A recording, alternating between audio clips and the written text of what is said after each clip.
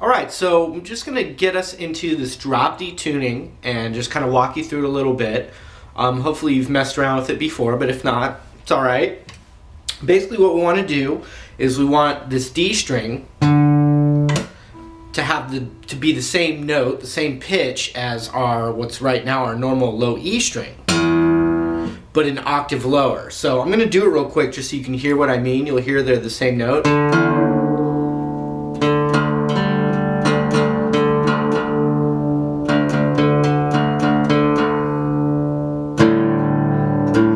So you can hear that low pitch matches this fourth string. Okay, I'm going to go back into normal tuning.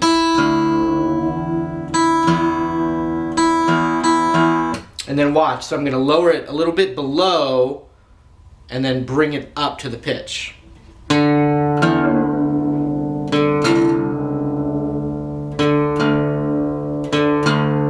if you don't get it the first time, lower it and bring it up to the pitch.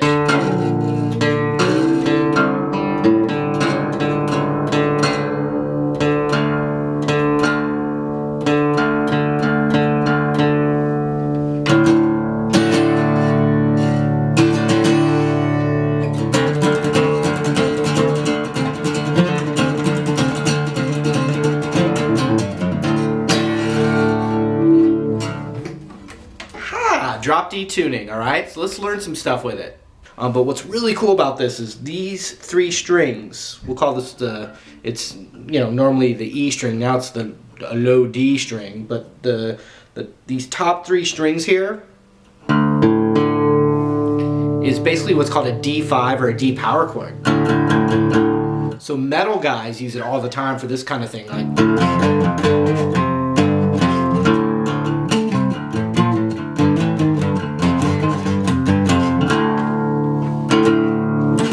But for acoustic blues, actually that was kind of cool. Basically what happens is you can play a D7 chord, but now you can strum the whole guitar.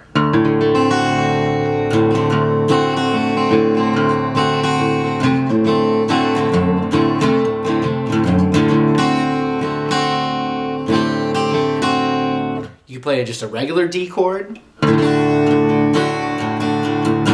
And every time you do any of that, you have this low droning bass tone in there.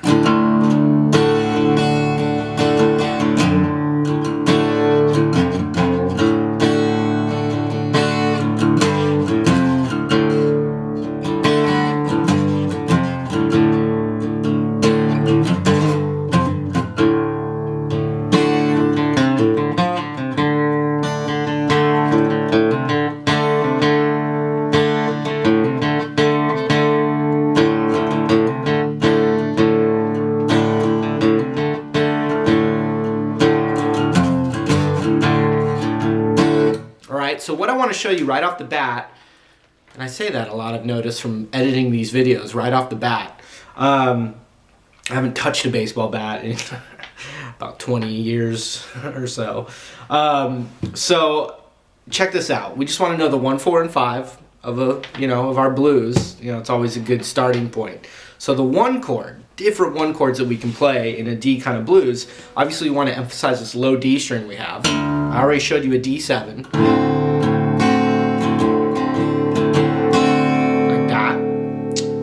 You could also put your index finger. Now what you could do is put your index finger on the second fret of the G string and just do the same thing we were doing in the E blues, but now it's on the G string up and down, but you can also strum all the strings above it.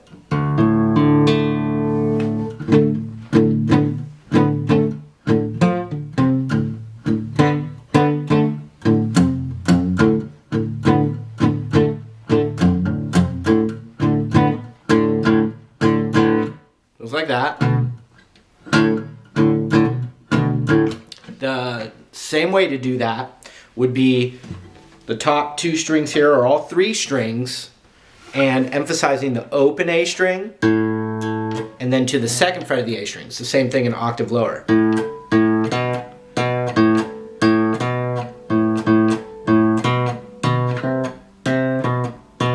Now check that out with the low D in there, it's sick.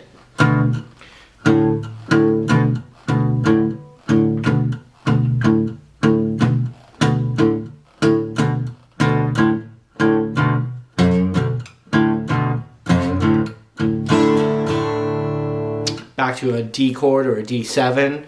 With the drop D, I also like a D chord with the high E string in there. It gives you what's called a D add 9, but it sounds really great. Check this out.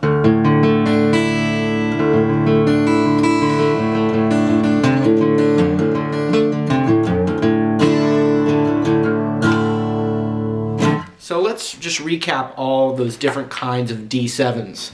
We got the regular upside down D, the D7 chord. We've got a regular D chord, and all of these, we're strumming all 6 strings. We also have the D chord with the middle finger off. It's a D add 9.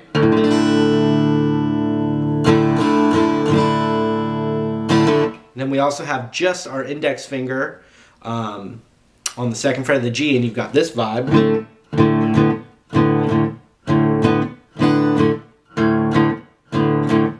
And then you also do the same thing, emphasizing the open A to the 2nd fret.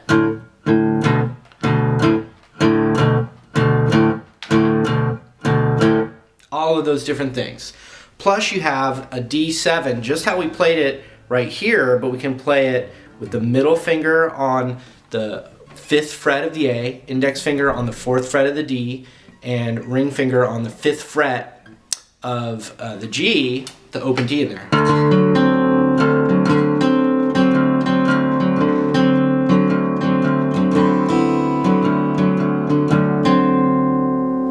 You can add your pinky to the 6th fret of the B, and now you have the Hendrix chord.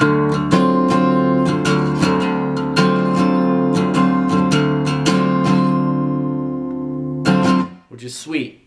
Or a regular 9 chord with my ring finger covers all of them on the 5th fret, the B, high E, and G.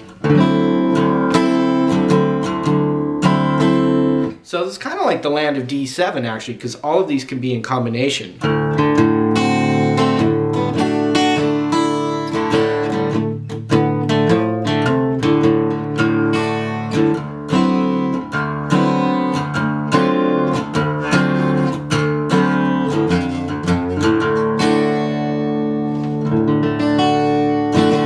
Okay, another thing is, this is awesome. You're gonna love this.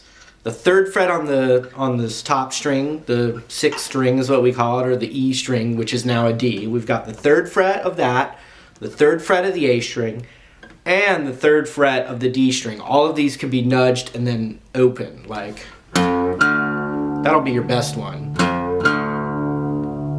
The A string.